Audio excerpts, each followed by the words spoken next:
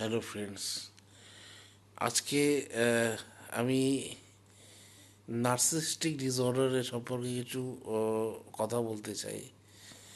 এই narcissistic disorder এটা ছেলে মেয়ে উভয়ের ক্ষেত্রেই দেখা যায়, কিন্তু আজকে স্পেসিফিক্যালি আমি মেয়েদের সম্পর্কে কিছু বলতে যাচ্ছি। কেননা আমি যেহেতু নিজে ফেস করেছি, তাই জন্যই আমি আমার কিছু নিজস্ব অভিজ্ঞতা আপনাদের সঙ্গে শেয়ার করতে চাই। ছোট্ট করে বলবো, সেটা হচ্ছে হলো একটা নার্সিসিস্টিক পার্সন যদি কোনো মেয়ে হয় স্পেশালি, সেই ক্ষেত্রে যে কোনো রিলেশনশিপে একটা ট্রমা বন্ডিং সবসময় কাজ করবে। মানে ছেলেদের ক্ষেত্রে আমি বলবো বি অ্যাওয়্যার। কারণ হচ্ছে হলো এইসব মেয়েরা যারা এই ধরনের একটা মানসিক একটা ডিসঅর্ডার যেটাকে বলতেই পারেন আপনি, তো এই ক্ষেত্রে কি হয়, এরা একটা কন্ট্রোলিং নেচারের হয়, সবসময় সব কিছু কন্ট্রোল করতে চায়।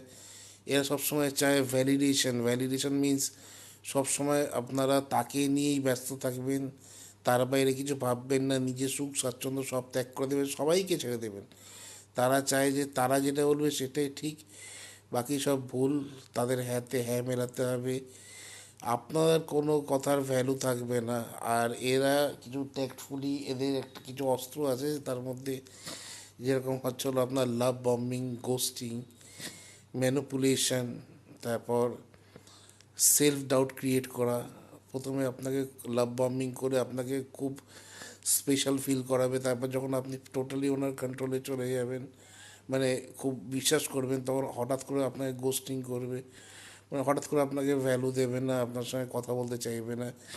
তখন এর ফলে আপনার একটা সেলফ ডাউট তৈরি হবে, তখন আপনার কনফিডেন্স লেভেলটা লো হবে, কাজকর্মে মন আসবে না, জীবনটা আস্তে আস্তে দেখবেন একদম বেকার লাগবে।